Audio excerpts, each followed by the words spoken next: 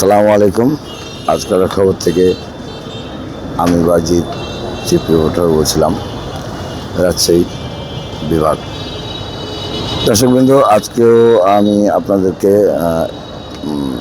রাজশাহী প্রাণকেন্দ্র গোলগফুর এবং আলুপট্টির মোড়ে আওয়ামী লীগ অফিসের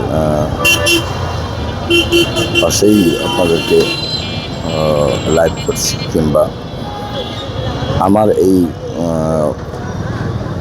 চ্যানেলের সাথে যুক্ত হওয়ার জন্য বা আমার চ্যানেলে খবর দেখার জন্য, আমার চ্যানেলের সঙ্গ দেওয়ার জন্য আপনাদেরকে জানাই অসংখ্য অসংখ্য ধন্যবাদ।